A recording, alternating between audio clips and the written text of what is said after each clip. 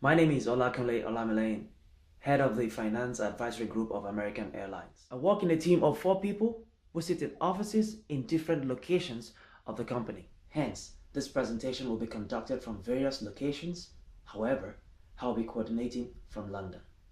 So, the first member of the team, Brady Bonsted, will be giving us an executive summary of her presentation. Over to you, Brady. Thank you very much, Ola. The airline industry has been extremely competitive, dominated only by a few major players. Our team here at American Airlines has been actively pursuing U.S. Airways as a candidate for acquisition. American Airlines is currently in a position to grow, in which we recommend a horizontal merger with U.S. Airways. There's many benefits to the merge for both firms, including cost efficiencies resulting in favorable profitability. Synergies and stock splits have been considered in order to ensure the stakeholders are rightfully represented in the merger. And now, another member of the team, in person of Tosh Jr., will be giving us some background information about the company, where it all started, when, some previous mergers that the company has been through, and so on and so forth. In addition, he'll be walking us through a detailed pest analysis of the airline industry. By pest, we mean political, economic, social, and technological issues. Over to you, Tosh. Thank you, Ola. U.S. Airways actually started as a mail courier service in 1939 and eventually expanded into the passenger travel business about 10 years later in 1949. They were originally named All American Airways, and they really focused on regional service, but then eventually expanded through mergers with other smaller regional airlines as well. However, that growth was limited up until about 1978 due to federal regulation. The federal government was concerned about creating a monopoly or too many airlines sort of joining together to create a monopoly in the air travel industry. However, the government relaxed that regulation in 1978 with the passage of the Airline Deregulation Act. That allowed for a lot broader expansion and a lot of emergence of new markets. So instead of being focused on one small region, they could actually go transcontinental. So they continued to develop, continued to grow and merge with other airlines up until about 1979 when they changed their name to US Air and eventually sort of settled as a southwestern based US air carrier.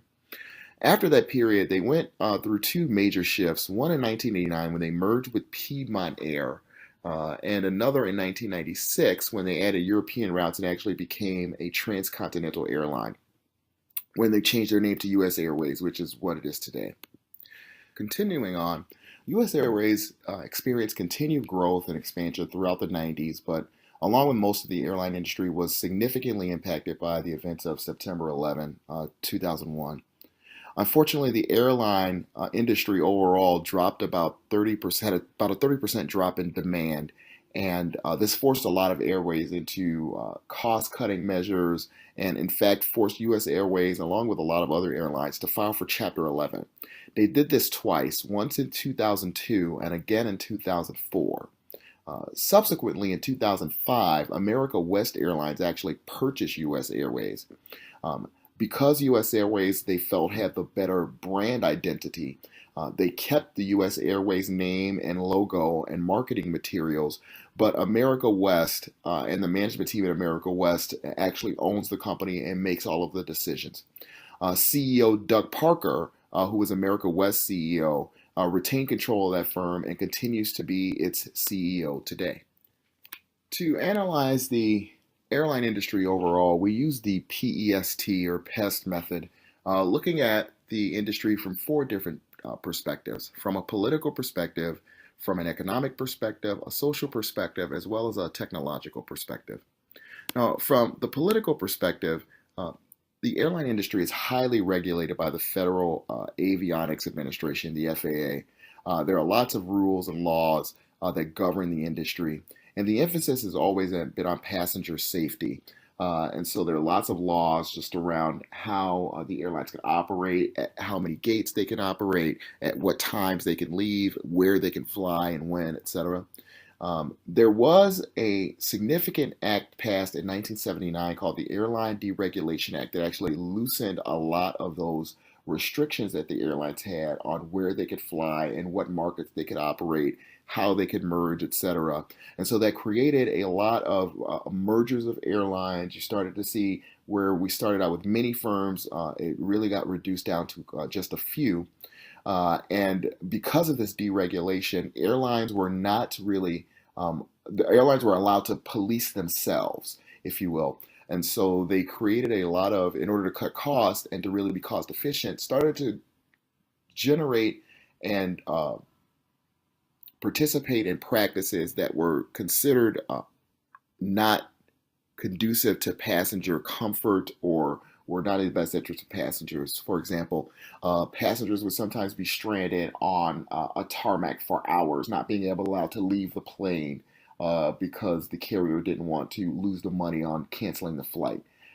Things like delays and flight delays and not notifying customers about how long a flight may be delayed or bumping passengers. Lots of practices that were actually sometimes considered inhumane. So the FAA finally stepped in 2011 and passed the Passenger Bill of Rights, they call it, which is a series of regulations specifically geared toward making customers aware of how their flights are being affected, and making it just a much more safe and pleasant experience for travelers. From an economic perspective, there were originally lots of carriers in the airline industry, starting in about the 1930s and proceeding into World War II. And then you saw after World War II a big expansion of a lot of firms sort of entering this new market, mostly as regional mail carriers. They've all eventually moved into the passenger market and were sort of gobbling each other up and merging very heavily up through the 1950s and 60s. And so you saw what originally started as sort of a very competitive industry become essentially an oligopoly. There is a very high barrier of entry for new firms, and so it's very difficult to start an airline. It requires a lot of capital investment. And so, again, you don't see a lot of firms in the industry because of that. The events of 9/11, of course, caused a significant downturn in the industry. The airline industry demand overall dropped about 30% immediately after 9/11. It has never really recovered to the numbers that it was at before 9/11. And unfortunately, a prolonged recession throughout the 2000s, along with the increase in oil prices, really just depressed the airline industry, and most of the airlines are actually losing money. The airline also has a very strong labor union in its pilots, with their employees, and also with the mechanics. And so those rising oil prices, along with a strong labor union, create an environment of very high cost from an operations and maintenance perspective for airlines. They also, because of the cost pressures that they are under, airlines have started to introduce new fees that were not there before. For example, luggage fees. They've increased or they've lowered the amount of space that customers are allowed to carry bags on. Lots of hidden fees around ticketing, some hidden fees around cancellations of tickets, etc. And so that's created a very negative perception from a passenger and a consumer perspective. From a social perspective, millennials are really starting to shift the landscape of the airline industry. Millennials have an expectation around tastes and preferences that baby boomers who currently dominate the industry just do not have. And so millennials are really expected to spend, their increase is expected to spend about to 50% by 2025, 50% of the industry, as opposed to the baby boomer market right now, which dominates the market and is mostly about 65% of the spend. The baby boomer impact is expected to reduce to about 11% by 2025. And by that same time, the millennial spend in the industry is expected to be about half. So the customer shifting tastes and preferences are really starting to play a factor in what happens with the airline industry. From a technological perspective, the internet has really changed the landscape and the ways that people purchase services and purchase tickets from airlines. Customers are now much more informed about competing pricing, and so because they're much more informed, they're much more price sensitive. Um, there's also, from a technological perspective, a proliferation of mobile devices in the industry, and so, or in the consumer market, and so because of that, customers now expect to be able to do things on a mobile device while they're in the air, both a laptop and on a mobile phone. So they expect now to have Wi-Fi in the air. They expect things like advanced in-flight entertainment. They expect to have power outlets, and so all of these technological factors have combined to mean that airlines have to make a significant investment in equipment in order to accommodate these shifting tastes and demands from millennials as well as the technological demands. In addition, customers expect to interact with their carriers via mobile app. They want mobile boarding passes. They want to be able to buy and schedule flights on mobile apps, etc. And so that also requires a significant level of investment from airline carriers as they shift their technology and generate and develop new technologies and applications to meet these customer demands and these shifting needs. Thanks, Tosh. And now, the last member of the team, in person of Harold Briggs, will be taking us through equity split and some synergies created by the merger. Over to you, Harold. Thank you very much, Ola. Once the market closes on the last day of trading for both stocks, the prices will be forever locked, and stock in the new firm, American Airlines Group, will be created and distributed proportionately. American Airlines stakeholders will receive 72% of the new American Airlines Group, whereas U.S. Airways will receive 28%.